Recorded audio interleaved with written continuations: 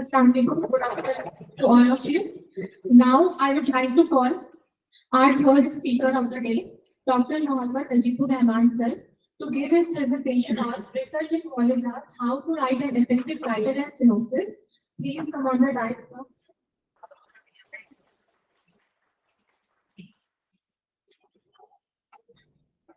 Thank you.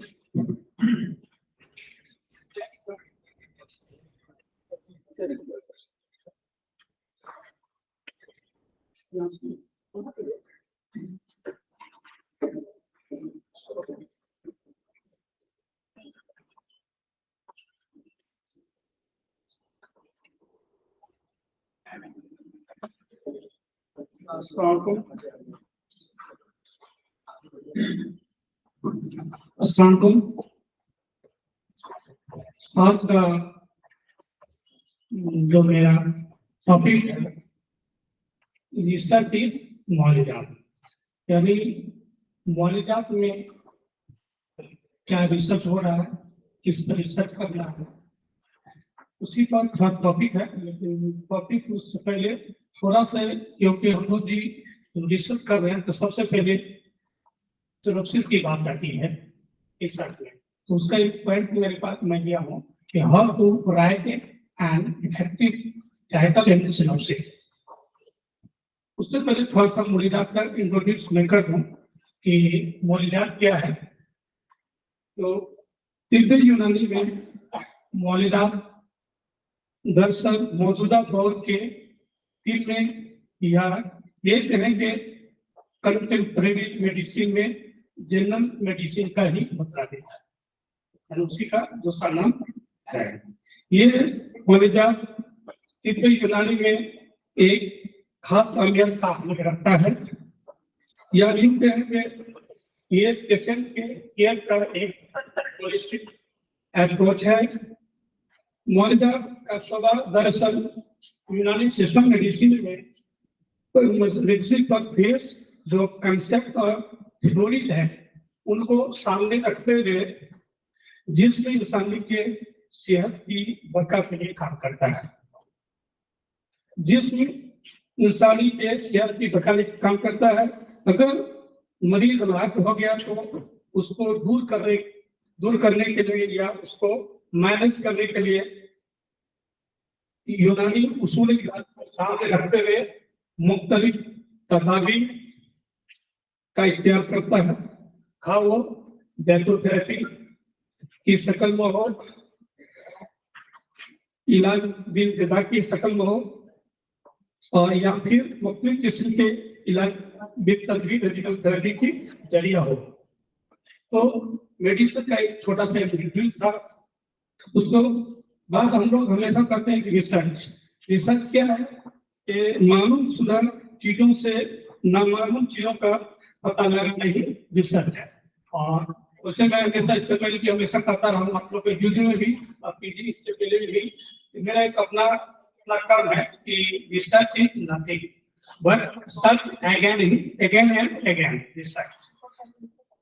तो research से पहले टाइटल क्या है, कैसा होना चाहिए, सिनॉप्सिस क्या है, डिसर्टेशन क्या है, उसके बारे में पहले मुख्तसर बताऊं, क्योंकि ये एक डिपार्टमेंट मेडिसिन ही नहीं है, यहाँ पर यहाँ सभी डिपार्टमेंट से हैं, स्कॉलर हैं आप लोग, इसलिए सबको जानना जरूरी है कि सिनॉप्सिस क्या है और उसके टाइटल क्यों जरूरी है, टाइटल क्या है, उसका क्या टाइटल का इम्पोर्टेंट है।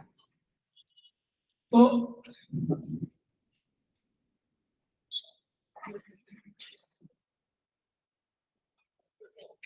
synopsis, what is the synopsis? Synopsis is the plan of dissertation.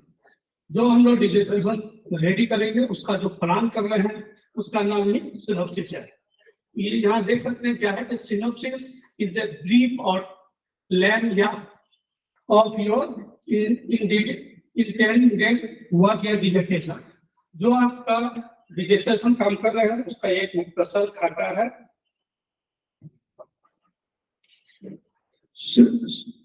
Synopsis को ये कह सकते हैं कि क्लिनिकल ट्रायल के एक तमाम पर तैयार करता एक मुख्तसर जायजा को सिनोप्सिस कहते हैं।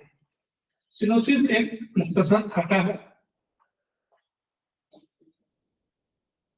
सिनोप्सिस के जो स्ट्रक्चर है कुछ इस तरह है कि title, need for study and an objective, review literature, material method and data collection, procedure and data analysis different. इसके जो पॉइंट, इसके ये पॉइंट है, उसमें से सबसे पहला पॉइंट है टाइटल।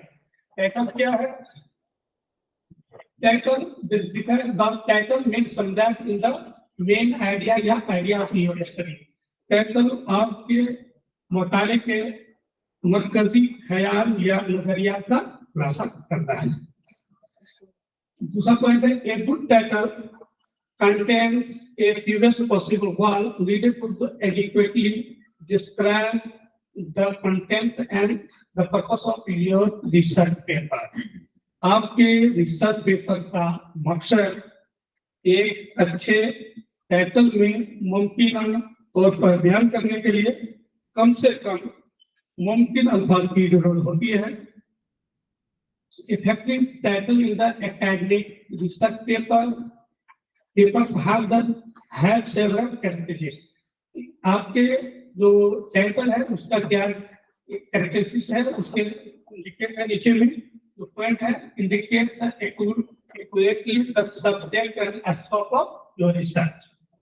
स्टडी का दायरा और मौजूद को दुरुस्त निशानदेही करें।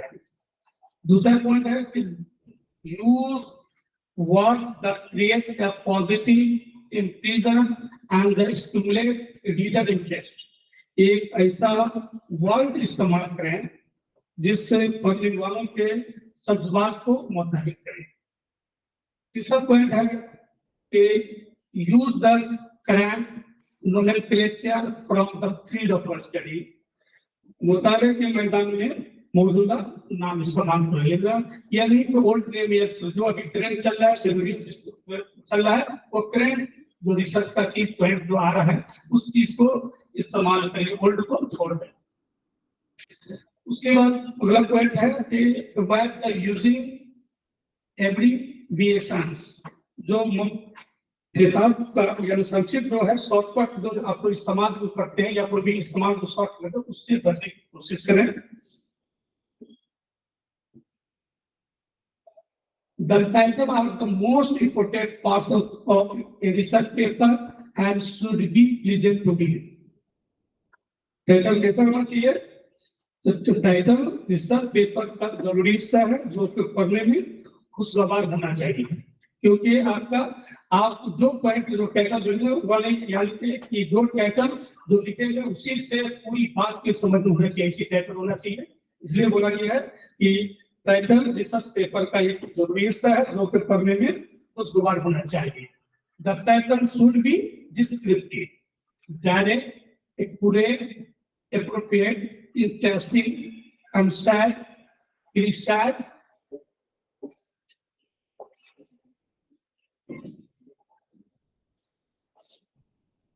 Unique and should not be misleading. यानी टाइटल कैसी होना चाहिए? वो जानती होनी चाहिए, बराह रास्त होनी चाहिए, जो अजमानी होनी चाहिए, अजमानी होनी चाहिए एंड मुताबिक होनी चाहिए, यूनिक होनी चाहिए। ऐसा नहीं है कि गुमराह करने वाला वो ऐसा है जिसको पूरी बात समझ में लेगी कि क्या टाइटल पॉइंट वाला उसको कुछ समझ नहीं है, ऐसे नहीं होना चाहिए। Title the title play a vital role in the communication of the research. Research paper लिखने में एक अहम रोल इख्तियार करता है आपका टाइटल। रिसर्चिंग मॉलेजात का जो एक एग्जाम्पल है, जो इस पर टाइटल है, इसी हिसाब से टाइटल आप लोग दे सकते हैं। तो जैसे कि इसमें एक पॉइंट है कि a randomization, a randomize open level clinical trial खारिज असर ट्रायबुलर statistics link in the management of हिसाबुल कुलिया नेफ्रोलिथिसिस। इसमें आप गौर से देखेंगे कि ये टाइटल है, इसमें रेट पॉइंट दिया गया है। ये रिसर्च डिजाइन है, इसको समझने की बात है। जो भी क्लिनिकल से रिसर्च करेंगे किसी डिपार्टमेंट में है, वह जो रिसर्च करेंगे उसमें ये रिसर्च डिजाइन पर अमल करेंगे कि रैंडमाइजेशन क्या होना चाहिए, ओपन लेवल क्या है। तो इसमें देखा गया है कि जैसे रैंडमाइज कैसे करेंगे, तो सिंपल रैंडमाइजेशन जो कॉमन जो करते हैं, तो रैंडमाइजेशन जैसे सिंपल रैंडमाइजेशन लोटी सिस्टम होता है। जैसे किसी आप रिसर्च कर रहे हैं तो एक लार्ज पॉपुलेशन को लेना, मान लीजिए कि एक नई मेडिसिन पैरासीटामोल या कोई नई मेडिसिन एंटीबायोटिक मेडिसिन आया है, उसको रिसर्च करना है। तो रिसर्च करना है तो मान लिया कि 200 आदमी पर करना है, तो 200 आदमी को ऐसे नहीं कलेक्शन कर लेंगे, आएंगे जो आके गया लिख देंगे। जो आपका जो क्राइटेरिया है, चाहे इंक्लूजन क्राइटेरिया, उस हिसाब से सिलेक्ट करेंगे। उससे पहले रैंडमाइजेशन कैसे करेंगे, एक लार्ज पॉपुलेशन में से एक अपने मान लिया कि 1,05,000 है, एक कैंप लगाए वहां 500 है पेशेंट आपको मिल रहा है, तो 500 पेशेंट में एक टारगेट सोल्यूशन हम 200 लेना है।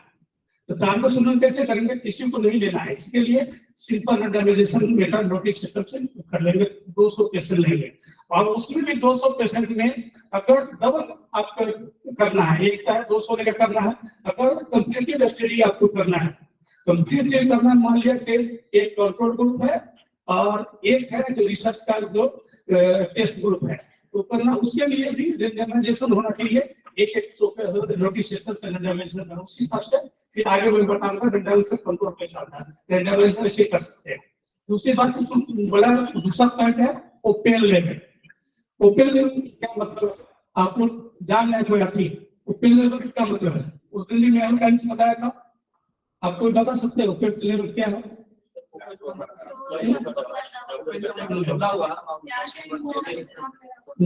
ओपन लेवल का मतलब है कि जो रिसर्च करने वाले हैं, रिसर्चर और पेशेंट दोनों को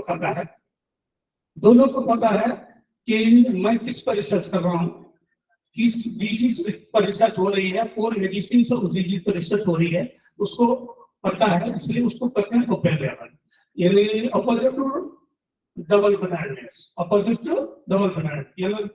डबल ब्लाइंड में दोनों को पता मिलेगा, रिसर्चर पेशेंट दोनों को पता होता है, गैट को पता होता है, गैट को पता है, क्लिनिकल ट्रायल का एक पार्ट है। हाँ, तो क्लिनिकल की बात तो हो रही है, तो इसमें देखेंगे ये नहीं है कि आप लोग दूसरे का क्लिनिकल सब कर सकते हैं उनमें यूनानी मेडिसिन में, तो आप लोग है कि ये देखिए, ये इसमें रिसर्च डिजाइन दिखाया है कि एक देखा है एग्जाम्पल कि इस तरह से टैकल ऐसी होनी चाहिए, ठीक है। दूसरा पॉइंट का देखिए, to evaluate the efficacy of the खारिज फसल in the management of the स्टैटोगोनिया। दूसरा क्या है कि एफिकेसी की बात की है कि और इवैल्यूएट द एफिकेसी, इसमें कोई रैंडमाइजेशन का कोई नहीं दिया है, रैंडमाइजेशन है या ओपन लेवल है ऐसा कुछ नहीं, लेकिन इसके अंदर आपको लिखना पड़ता है, लेकिन उतना ठीक है, ये भी एक पॉइंट अच्छा है, लेकिन इससे ये नहीं समझ में आ रहा है कि हम सिंगल आर्म है, डबल आर्म है, इसमें कोई पता नहीं चल रहा। आप ओपन लेवल किसको ले रहे हैं, किसको नहीं ले रहे हैं, नॉन रैंडमाइजेशन, ये इससे पता नहीं चल रहा है इसमें। लेकिन ये तो इसी एफिकेसी देखी जा रही है, जैसे अभी आप लोग एफिकेसी ज्यादा देखते हैं, एफिकेसी इसमें देखी जा रही है, इसलिए क्लिनिकल सब्जेक्ट में एफिकेसी इसको देखा गया, खारिज फसल में नेफ्रोलॉजी जो क्या एफिकेसी है, तो ये भी एक ऐसा लिखने का एक तरीका है। तीसरा देखिए लिखा है, तो ओपन लेवल से शुरू किया, लेवल बीच में दिए, तो ओपन लेवल रैंडमाइज्ड है, रैंडमाइज्ड क्लिनिकल स्टडी, तो ये मतलब ये भी आगे और पीछे उससे तो फर्क नहीं पड़ता है, पहले शुरू किए ओपन लेवल या बाद में दिए, ये डिजाइन आगे पीछे हो सकता है। इसका मतलब कि एग्जाम्पल है कि इस तरह से आप अपना टाइटल सेलेक्ट कर सकते हैं। देखिए ये चौथा पॉइंट है, देखिए मैंने रेट में इंडिकेट किया था, ए प्रोस्पेक्टिव इंपॉर्टेंट, देखिए ये a prospective open level randomized clinical study of खारिज फसल मैनेजमेंट इन द नेफ्रोलिथिसिस। इसमें देखिए तो प्रोस्पेक्टिव दिया, इसका मतलब है कि मुमकिन है, इसका ये भी रिसर्च डिजाइन एक पार्ट है कि ये इसीलिए बोल रहा है कि ये मुमकिन है, जो मेडिसिन पर काम कर रहा हूँ मैं, गोकुल पर खारिज फसल काम कर रहा हूँ नेफ्रोलिथिसिस में, रीनल स्टोन में, जिसातुल कुल्लिया में, वो काम करेगी। तो ये भी एक डिजाइन है, रिसर्च डिजाइन है, तो एक प्रोस्पेक्टिव, तो 1 2 3 4 पॉइंट यहाँ मैं समझाया। इस तरह से आप टाइटल आप सेलेक्ट कर सकते हैं और लिख सकते हैं। अगला पॉइंट है, देखिए a randomized open level comparative study. देखिए यहाँ क्या लिखा है, कंपैरेटिव स्टडी। सबसे अच्छी स्टडी वही होती है जो कंपैरेटिव स्टडी होती है, इसलिए कि आप उससे कंपेयर करके देखते हैं कि आपकी मेडिसिन जो आप काम कर रहे हैं, क्या जो पहले की रिसर्च हो चुका है वो अच्छी थी या मेरी अच्छी है। जो कंट्रोल ड्रग हम ले रहे हैं, कंट्रोल ड्रग वो होता है जो टेस्ट तक हो चुका है, हो चुका है, जिसको वैलिड किया जाता है, वैलिड है, दूसरे आदमी उसको रिसर्च कर चुका है, उसको अन्य हम न्यू मेडिसिन हम लेते हैं, उसमें टेस्ट कंप्लीट करते हैं। तो ये टाइटल भी दिखे, ये है कि कंपैरेटिव स्टडी दिया है कि with Hazur in the management of the Historia, यानी ट्राइबलोसिस वर्सेस विद हजूर, यानी हजूर पर पहले रिसर्च हो चुका था और मैंने इसको खाने का ग्रुप पर मैंने रिसर्च, मैंने जैसे मैं रिसर्च करता हूँ, मैं रिसर्च कर रहा हूँ, तो इस तरह के आप टाइटल को आप सेलेक्ट कर सकते हैं कि ये टाइटल है कंपैरेटिव स्टडी है। तो फिर कंपैरेटिव जब स्टडी करेंगे तो फिर आपको कंट्रोल रैंडमाइजेशन जाना पड़ेगा, कंट्रोल रैंडमाइजेशन पर याद रखिएगा, जो भी पॉइंट है उसको समझिए करना पड़ेगा। हाँ, तो कंट्रोल रैंडमाइजेशन पर काम करना चाहिए। कंट्रोल रैंडमाइजेशन क्या है तो आप वर्ड समझ लीजिए। देखिए कंट्रोल रैंडमाइजेशन क्या होता है, रैंडमाइजेशन है काफी सिस्टमेटिक है, ऑर्डर होती है और इसमें हर एक को इक्वल सिमिलर चांस देने की जरूरत होती है, यानी दोनों को बराबर होता है। जब कंपैरेटिव स्टडी में तो दोनों ये नहीं है तो तुम ज्यादा 40 लोग दूसरा 20 लेते हैं, ऐसे नहीं है। इसलिए बोला है कि एक तो काफी सिस्टमेटिक होती है, ऑर्डर होती है और हर एक को इक्वल और सिमिलर चांस देने की जरूरत होती है। उसके लिए हम एक को बराबर चांस देने की कोशिश करते हैं कि रिसर्च में किसी को लेकर ईरर नहीं हो, इससे ईरर कम होगा, बायस कम होगा, क्योंकि हम हर एक को इक्वल और सिमिलर चांस देते हैं, क्योंकि दोनों को बराबर चांस देते हैं। रोटी सिस्टम भी करना है तो दोनों को इक्वल होगा, ये नहीं है कि मेरे रिश्तेदार है मैं रखूंगा, तुम्हारे रिश्तेदार तुम रखो, दूसरे ग्रुप में चलेगा, यानी दूसरे ग्रुप का आपके डिपार्टमेंट का दूसरे ग्रुप में चलेगा, ऐसा नहीं। इसलिए कंपैरेटिव स्टडी में भी कंट्रोल रैंडमाइजेशन होती है और उसमें ये भी इंपॉर्टेंट होता है रैंडमाइजेशन का कि काफी सिस्टमेटिक ऑर्डर होती है, इसमें हर एक को इक्वल सिमिलर चांस देने की जरूरत होती है। तो ये पॉइंट जो है ये आपको रिसर्च मेथोडोलॉजी में पढ़ाई जाएगी तो उसमें पता चलेगा कि उसको क्वेश्चन पूछेंगे, वाइवा के भी क्वेश्चन होगी, ये इंपॉर्टेंट था इसलिए मैंने इसको बता दिया। एक अगला पॉइंट है कि an open level randomized clinical trial of Unani formulation. देखिए यहाँ लिखा है यूनानी फॉर्मुलेशन कंटेनिंग फिटकिरीबिरिया, सुहागा, सफेदा काश्मीरी, कापूर, मोम सफेद, petroleum jelly in the management of इसका देखिए पॉइंट में बहुत आदमी रिसर्च आपने देखा होगा कि यूनानी फॉर्मुलेशन तो दे देते हैं लेकिन कंटेनिंग नहीं देते। तो कंटेनिंग ये नहीं समझ में आता है कि यूनानी फॉर्मुलेशन में जो कंटेनिंग है कि जो आप जो रेफरेंस जो बुक है उससे लिए है, इस बुक से लिए है या आप अपने मिलाकर दिए हैं। तो रिसर्च का टाइटल में ये बहुत इंपॉर्टेंट है कि आप यूनानी फॉर्मुलेशन लिखते हैं तो उसकी कंटेनिंग जरूर लिखें। इससे क्या हो जाता है वो क्लियर समझ में आ जाएगा, जो आपको भी चेक कर रहे हैं या जो भी रिसर्च देख रहे हैं तो उसको समझ में आ रहा है ये मेडिसिन है इसमें हो रही है, ये उसके अंदर कंपाउंड फॉर्मुलेशन में, क्योंकि बहुत ऐसी कंपाउंड फॉर्मुलेशन में अलग अलग कंपनी वाले अलग अलग फॉर्मुलेशन देते हैं, इसलिए कंटेनिंग लिखना जरूरी होता है। तो ये भी रिसर्च डिजाइन में से एक ऐसे है कि यूनानी फॉर्मुलेशन कंटेनिंग को किया तो ये देखिए ये तरह से टाइटल आप सेलेक्ट कर सकते हैं। फिर आगे पॉइंट देखिए रैंडमाइज्ड ओपन लेवल कंट्रोल स्टडी। देखिए इसमें पॉइंट और चीज को लिखा है कंट्रोल स्टडी, जैसे खाने खसक टैबलेट यानी गोगरू वर्सेस हजूरियो in the management of hysteria. तो इस तरह देखिए एक पॉइंट है इसमें कंट्रोल कर दी, एक कंपैरेटिव किया, एक है कंट्रोल किया। कंट्रोल क्या हुआ, वो भी जो टेस्ट कर चुका हुआ मेडिसिन उसको कंट्रोल करके अपना हम स्टडी ग्रुप में, तो इसलिए ये कंट्रोल दी है कि रिसर्च डिजाइन में ये डिजाइन भी हो गई और दूसरी हो गई एक अच्छे टाइटल हुआ एक अच्छे पैटर्न, जिसे देखने से समझ में आ रहा है कि हम क्या करने जा रहे हैं। और उसके बाद पॉइंट एक है सिंगल ब्लाइंड में रेंडमाइज क्लिनिकल स्टडी। ठीक है, आप वर्ड जोड़ सकते हैं सिंगल ब्लाइंड। सिंगल ब्लाइंड का मतलब हो गया है कि रिसर्च जो कर रहा है, जैसे यू आर ए स्कॉलर, आपको पता है क्या मेडिसिन दे रहे हैं, लेकिन पेशेंट को पता नहीं है कि सबको बोल दे रहे हैं क्या दे रहे हैं। नहीं, प्लेसिबो टाइप पर उसको पता है, प्लेसिबो नहीं है तो उसको लगेगा, और कंट्रोल में भी प्लेसिबो देते हैं, बता रहा है। लेकिन इसको सिंगल ब्लाइंडनेस में होता है कि आप जो मेडिसिन दे रहे हैं आपको पता है, और इसको नहीं है जो उस पर पेशेंट को पता नहीं है कि क्या मेडिसिन दे रहे हैं। दूसरा randomise clinical study double blind. Double blind का मतलब हो गया कि स्कॉलर, आप स्कॉलर हो, मैं रिसर्च आइडेंट है, मैं रिसर्च करवा रहा हूँ, मुझे पता है कि इसमें सबको दिया हूँ क्या मेडिसिन दिया हूँ, मुझे पता है, लेकिन आपको तो पता नहीं, रिसर्च आइडिया पेशेंट को भी पता नहीं है, उसको क्या कहते हैं डबल ब्लाइंड। तीसरा ट्रिपल ब्लाइंड। ट्रिपल ब्लाइंड अक्सर कंपनी वाले कराते हैं, और जैसे हम 10 कंपनी वाले हैं, बस घर पे भेज दिया पैक करके डब्बा। अब मुझे बोले मैं गया हूँ, मुझे बोला कि आप अपने स्कॉलर से रिसर्च करवाओ, तो मुझे भी पता नहीं है कि मैं किस पर रिसर्च कर रहा हूँ, और रिसर्चर को भी पता नहीं है, पेशेंट को पता नहीं है, तो ट्रिपल ब्लाइंड होता है। और ये होता है मल्टी सेंट्रिक स्टडी, अक्सर ट्रिपल ब्लाइंड में लोग करवाते हैं, उसको पता नहीं रहता, करवाते बहुत जगह। मल्टी सेंट्रिक स्टडी नाम सुना आपने?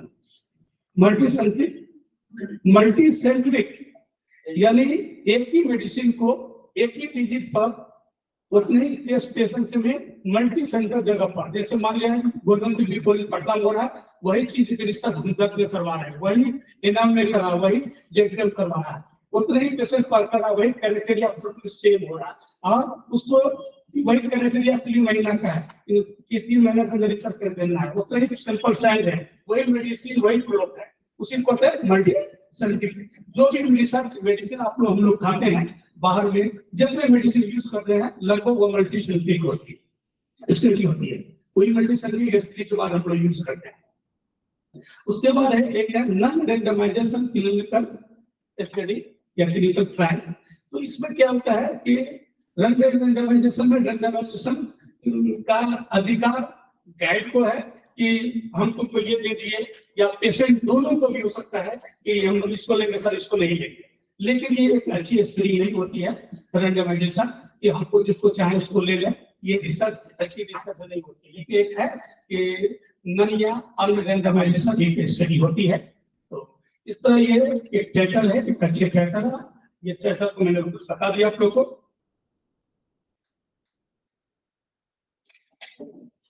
एक बज गया सर, टाइम कितना है? ये लंबा लेना है, 10-15 मिनट और ले लीजिए, टाइम बच रहा है 10-15 मिनट सर, 10 मिनट और हो गया है, आराम से बात रखिए। नहीं पॉइंट क्लियर पता चला। देखिए जैसे कि सबसे पहले सिनॉप्सिस का आप लोग का भी बता दिए हमने, ये बता दिया है जो आप लोगों को फैकल्टी से। तो सबसे पहले पॉइंट आता है टाइटल सिनॉप्सिस को, मैंने देखिए इसमें एग्जांपल टाइटल दिया है कि a randomize open level clinical trial of खारिक असर इन द मैनेजमेंट हिस्सा। इसमें नीड फॉर स्टडी वाला पॉइंट है, और नीड फॉर स्टडी का मतलब है कि क्यों जरूरत पड़ गई, रिसर्च की क्यों जरूरी है, क्यों जरूरत पड़ गई, उसको इंडिकेट करना है कि क्या क्यों जरूरी है रिसर्च की, कि आपके न्यूरोलॉजिस्ट में मेडिसिन ये मेडिसिन क्यों जरूरत पड़ गई। तो उसका इम्पोर्टेंट ये कि ये मतलब यही होता है कि इसकी जैसे एग्जाम्पल बताता है कि न्यूरोलॉजिस्ट जो है कि इसको लिखा है कि इतना परसेंट है, प्रीवैलेंस रेट इतना ज्यादा है।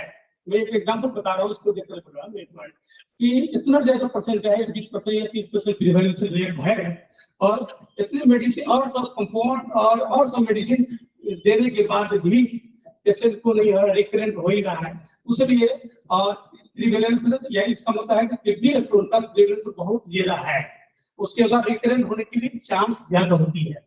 इसलिए जरूरी है कि नई न्यूली मेडिसिन का रिसर्च किया जाए, नई मेडिसिन से आप ट्रायल किया जाए। ये जो पुरानी मेडिसिन हो, क्या हम लोग ये कर सकते हैं मॉडल में रेजिस्टेंस ज्यादा हो जाती है, रेजिस्टेंस ज्यादा हुई बार क्यों रेजिस्टेंस हो रही है, डोज पूरी नहीं दे रही है, पेशेंट प्रोडक्ट छोड़ के चला जाता है, नहीं या हमको डोज ही पता नहीं है, उसी में रेस्टेंस, कोई भी केस रेस्टेंस उसी हो रहा है। तो जो प्रिवेलेंस है इतनी ज्यादा है, और फिर सबसे बड़ी बात प्रिवेलेंस रेट जितनी ज्यादा है, और हमको जरूरी है हम रिसर्च करने की, इसलिए नीड पॉजिटिव में पॉइंट ये पॉइंट है कि उसी के बारे में बोला है कि इतना से इतना परसेंट है, लेकिन इसके मॉडर्न मेडिसिन में दूसरी बात की हम लोग जो मेडिसिन करते हैं उसके जैसे ELWL है, नेफ्रेक्टोमी है, लिथोट्रिप्सी है, उसके बाद इलेक्ट्रोहाइड्रोलाइटिस देते हैं, लेकिन उसके बहुत से साइड इफेक्ट है और रेट भी ज्यादा है। और हम लोग को जो यूनानी मेडिसिन है लेस साइड इफेक्ट है और मेडिसिन कॉस्ट इफेक्टिव भी है, इसलिए सेफ है, कॉस्टली है, न्यूरोप्रोटेक्टिव भी मेडिसिन है, हेपेटोप्रोटेक्टिव भी मेडिसिन है, इसलिए इस मेडिसिन से रिसर्च है। इसी के बारे में बता दिया, सिंपल पॉइंट है, उसी को पढ़ दिया है तो क्यों पढ़ गए, इसलिए यूनानी मेडिसिन लेके तो कॉस्ट इफेक्ट लो, कॉस्ट इफेक्टिव होगी और उसके साइड इफेक्ट कम होगी, इसलिए नीड ऑफ पॉइंट लेना है। दूसरा एम्स एंड ऑब्जेक्टिव, तो इसमें देखते हैं कि एम्स की ऑब्जेक्टिव जो है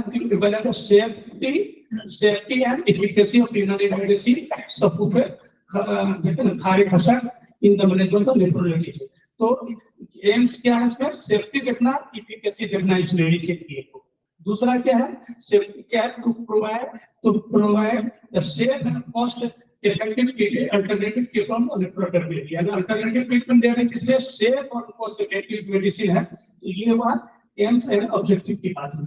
तो इसी तरह से आप एम्स और ऑब्जेक्टिव देख सकते हैं कि क्यों कर रहे हैं, कि जैसे सेफ है, कॉस्ट इफेक्टिव है और एफिकेसी है मेडिसिन चलने के।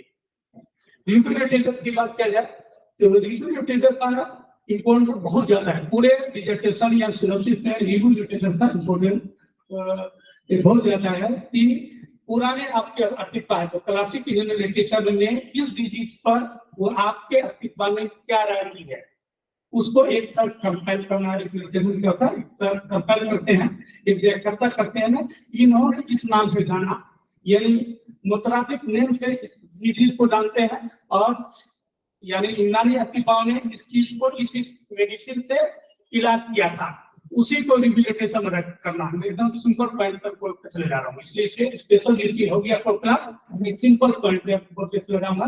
तो रिबिलिटेशन में यही करना है कि जैसे एग्जांपल मैं देता हूँ, एक तो एग्जांपल दिया, देखिए रिबिलिटेशन मैंने क्या बोला है कि Zakariya Razi reported the several causes of डिसाइकोपुलिया, he also gave the explanation of the several theories related to pathogenesis of डिसाइकोपुलिया।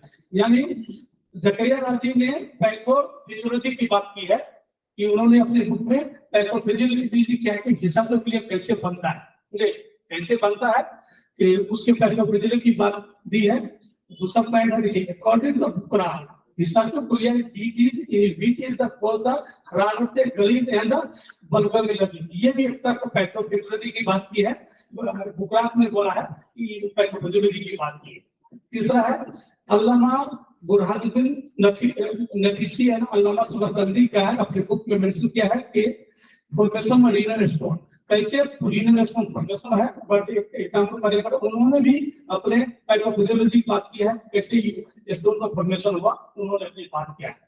दूसरी बात है Ali ibn Arkam Tabari describe the causes and sign symptom of डिसाइकोपुलिया, यानी Arkam तबरी ने डिसाइकोपुलिया के sign symptom को अपने बुक में जिक्र किया, तस्करा किया है।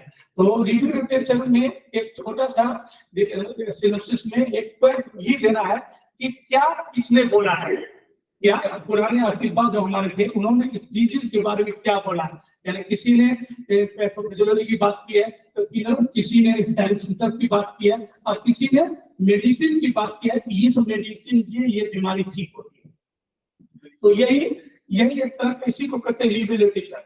ये एकदम सिंपल पॉइंट पर रिव्यू लिटरेचर देना, आपको सिंपल बनाएगा सिनॉप्सिस में पूरा रिव्यू लिटरेचर ये नहीं है कि डिसर्टेशन वाला पूरा देते 5 पेज 10 पेज, एक पॉइंट देना है इन्होंने क्या कहा, इससे क्या डिसर्टेशन में उसको आप पूरा से करेंगे। हाइपोथेसिस, सबकी अपनी हाइपोथेसिस होती है, कभी भी आप रिसर्च कर रहे हैं कि सबकी अपनी ख्वाहिशों की हाइपोथेसिस का कयास है कि जो हम मेडिसिन काम कर रहे हैं, जैसे इंग्लिश का खारिक असर इज द वेरी इफेक्टिव यूनानी मेडिसिन इन द मैनेजमेंट हिस्सा को लिया। सबकी होती है कि जो मेडिसिन करो वो मेडिसिन पेशेंट पर काम करे। ये नहीं है कि नल हाइपोथेसिस मेरी रिसर्च हो जाए, नल हाइपोथेसिस हो, हाइपोथेसिस मेरी अच्छी हो, रिसर्च अच्छा हो।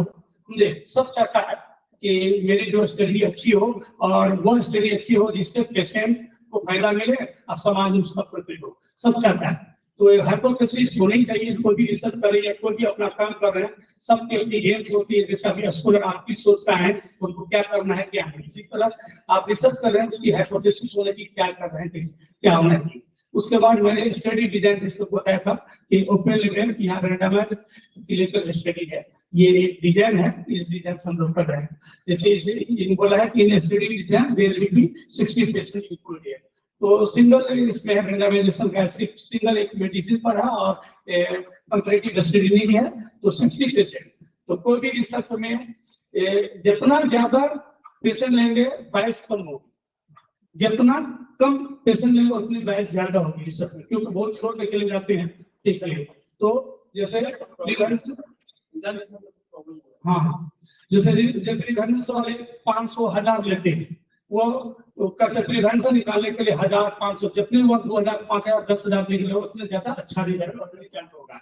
इसलिए लेकिन हम लोग क्लिनिकल पेशेंट आएगा कहाँ से, तो इसलिए हम लोग कोशिश करते हैं 100 मिल जाए, 200 मिल जाए, लेकिन जिस हिसाब से जिस एरिया में जो रिसर्च करें वो पेशेंट मिल जाए, तो इसलिए एक 3 ही महीना का कंप्लीट करना, 6 महीना कंप्लीट करना, ड्यूरेशन रहता फिक्स, 1 साल में अपना पेशेंट रिसर्च कर सकते हैं। तो इसलिए मैंने इसको 60 पेशेंट पर छोड़ दिया। देखिए, selection of the patient inclusion criteria होता है कि ये इंक्लूजन क्राइटेरिया आप यूज करेंगे रिसर्च में कि कैसा पेशेंट होना चाहिए इंक्लूजन में। Diagnose patient of the result, तो आपका जो डायग्नोस्टिक क्राइटेरिया में अल्ट्रासोनोग्राफी लेंगे, उसमें जितना मान लिया 10 mm का स्टोन लेना है, लेकिन 12 mm आया है कि एक्सक्लूड में चला जाएगा, एग्जाम्पल बना, तो 10 mm के अंदर ही लेना है। और आगे बढ़ाएंगे इसको होगा नहीं patient having the renal stone approve कर लेते हैं। अगर इंक्लूजन क्राइटेरिया में अगर 12 mm का आ गया तो उसको एक्सक्लूड में कर देना है। देखिए इसमें लिखा भी नहीं है patient having the renal stone more than 10 mm, यानी इंक्लूजन क्राइटेरिया में लिखना पड़ेगा कि इतना mm इतना साइज का स्टोन लेंगे, ठीक है। और एज ग्रुप पेशेंट 20 to 50 है, एज अ जेंडर मेल और फीमेल है, जो भी हो 50 से लिया गया, इसलिए करके 20 से 50 कॉमन, 20 से 40 नंबर कॉमन, इसको तो प्रमोशन ज्यादा होता है, 30 से 40 में ज्यादा होता है, इसलिए 20 से लिया गया है कि 50 साल के बाद बहुत आदमी को सीकेडी जैसे डायबिटीज मेलेटस सफर कर रहे हैं, सीकेडी में चले जाते हैं, दूसरे डिजीज से सफर करने लगते हैं। तो सब चाहते हैं कि रिसर्च ऐसा हम करें फ्रेश पेशेंट पे जिसमें डायबिटीज नहीं हो, किडनी डिजीज नहीं हो। मान लीजिए किडनी रिसर्च कर रहे हैं, उसको ध्यान नहीं दिए तो लोग कहेगा आप ही की मेडिसिन से ये हो गया, तो सेफ्टी क्राइटेरिया में तो रखना ही है इन्वेस्टिगेशन, लेकिन एग्जाम्पल में बता रहा हूँ। इसलिए एक रिसर्च का है कि हेल्दी आदमी का रिसर्च करें तो अच्छा रहेगा। उसको एक एज है 20 to 50 है, आइदर मेल हो या फीमेल, उसे लगा दिएगा। जब इसमें लिखा था कि उसमें वीडियो में था उसी का अगर आप वाला प्लान था कि आप लोग को लिखना है कि अटेंडिंग ओपीडी या आईपीडी जिस पटना में कर सकते हैं तो इसमें करना है, या आप बाहर से भी कम पेशेंट लाते हैं। मान लिया अभी कल मैं गया था इसमें कल कैंप था ना, मेडिकल हेल्थ कैंप था, तो उसमें जो पेशेंट लाए कोई तो लाएंगे तो वहां से लाएंगे, लेकिन यहाँ के ओपीडी आईपीडी में रजिस्टर्ड होना चाहिए, यानी वहां का नाम देना। वहां से लाया, आपने अपना ऐड किया, जब आपको यहाँ नहीं मिला था आप ऐड करने के लिए कैंप करेंगे बगैर पर, लेकिन वहां से ले आएंगे तो यहाँ आएंगे। यहाँ जो इंक्लूजन क्राइटेरिया फिट बैठेगा उसी को लेंगे, ये नहीं वहां से बुलाया तो मेरा नजदीकी हो गया इसको ले लें, ऐसा नहीं। जो आपका इंक्लूजन क्राइटेरिया है उसमें से ले लें। इंक्लूजन क्राइटेरिया वही होता है जो हमने बताया इसमें है कि इतना एमएम से 10 mm से ज्यादा को नहीं लेना है। उसके बाद ऐसा नहीं है कि मेंटली रिटार्डेड पेशेंट को ले ले, प्रेग्नेंट वुमेन को ले ले, ब्लड डिजॉर्डर को ले ले, डायबिटीज रीनल फेल्योर है, हेपेटिक एडवांस स्टेज में या टीबी वाला को नहीं लेना, फ्रेश पेशेंट लेना। इससे तो बहुत ऐसा है कि डीबीटी जिसके वजह से कॉम्प्लिकेशन मान लिया होगा ब्लीडिंग हो जाएगा तो वो आपको छोड़कर चला जाएगा, खुद आप जानते हैं कभी सीवियर हेमेटोसिस हुआ तो पेशेंट भाग जाएगा। तो वह पेशेंट आपका नहीं रहेगा, इसलिए वही इसी हिसाब से एस्कुलेंट में लेना है जो आपके पास है उसे देख कर लेना है। दूसरी बात इसमें देखिए पॉइंट है, मैंने लिया था नेफ्रोलिथिस, मैंने यूरोलिथिस नहीं लिया, नेफ्रोलिथिस किडनी का स्टोन लिया। देखिए एक्सक्लूड करना है क्या, यूरेट्रिक स्टोन को, ब्लैडर स्टोन, ये सब एक्सक्लूड कर देना है। क्यों, अगर मैं यूरोलिथिस चलाता तो यूरेटर स्टोन भी लेता, लेकिन वो लेने से क्या है उसके कॉम्प्लिकेशन यूरेटरी इसमें बहुत ज्यादा है, सीवियर ब्लीडिंग कर सकता है, सीवियर पेन होगा, ऐसा स्पार्टन पेशेंट होगा, हॉस्पिटल में एडमिट करना पड़ेगा। आपके जनरल यूनानी मेडिसिन से उससे डरते आप जो रिसर्च मेडिसिन ठीक नहीं होगा, आपका जो मेडिसिन है तो उससे ठीक नहीं होगा, फिर उसके ऐसा अगर मोर्फिन देना पड़ता है, पेंटालुसिन मोर्फिन देना पड़ सकता है, कंपोज देना पड़ सकता है, ऐसा सब दर्द होता है, तो उसलिए उसको नहीं लेना है, उसके कॉम्प्लिकेशन होंगे, इसलिए सब नहीं। तो ये सिलेक्शन ऑफ द पेशेंट का एक पॉइंट मैं बता रहा हूँ। विदाउट क्राइटेरिया में है कि आप जो रिसर्च कर रहे हैं उसमें एनी सीरियस एडवर्स आया तो उसको आपको नहीं लेना है और अपना फार्माकोविजिलेंस उसको रिपोर्ट करना है। और जो आपके पेशेंट कैंप पर जो फ्लो आपका शेड्यूल है वो अपने शेड्यूल पर नहीं आ रहा है तो उसको एक्सक्लूड कर देना है। तो ये जो इसमें सैंपल साइज था 60% का सैंपल साइज मैंने लिया था, लिखा हुआ है all the patient will be taken for the study, the test group data will be observe before and after completion of trial.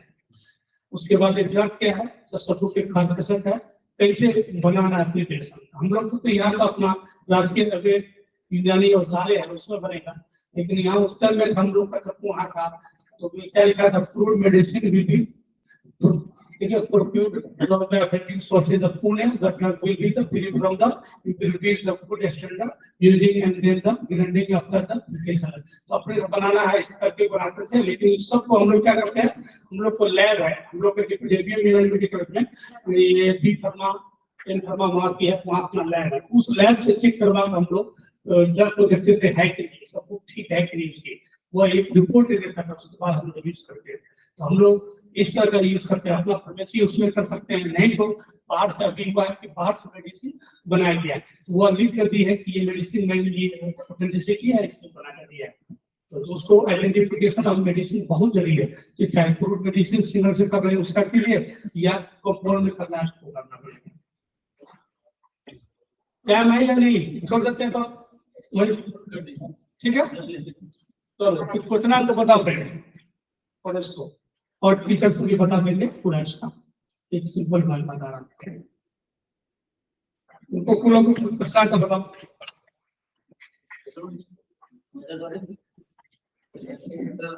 बोलो मौलिदात बोले क्या है, सब बोले बोले और भी कहीं जरूरी है मौलिदाती वाले रिसर्च करना और को भी अधिकार है, पेशेंट को भी सबको है आखिर। बताइए कोई दिक्कत आप लोग को, अधिकार वाले कौन है सर? हाँ हाँ हाँ चलिए क्या अभी चीजों से बात बात कर रहे, अधिकार वाले कौन है? कुछ समझ आ रही है अभी तो नहीं है, थोड़ा खतरा खतरा दरिया निशान क्या हो जाएगा। तो धीरे धीरे रिसर्च डिजाइन धीरे धीरे और सब अपने आएंगे फैकल्टी जाएंगे तो सब अपना अपना बताएंगे। तो अभी टाइम की वजह से है बहुत बड़ा सा है, एकदम शॉर्ट कर दिया तो क्या उसको मैं बता दूंगी रिसर्च का, लेकिन पूरा सिनेप्सिस खत्म हो जाता है, इसलिए मैं उसको पूरा पढ़ कर नहीं समझाया, सीधा पॉइंट बता दिया कि ये पॉइंट है। आ जाइए तो समझना है, किसी को पूछना है? चलो थैंक यू। वो जी हालत में आदमी नहीं पूछता है, या तो सब समझ में आए या कुछ समझ में आए।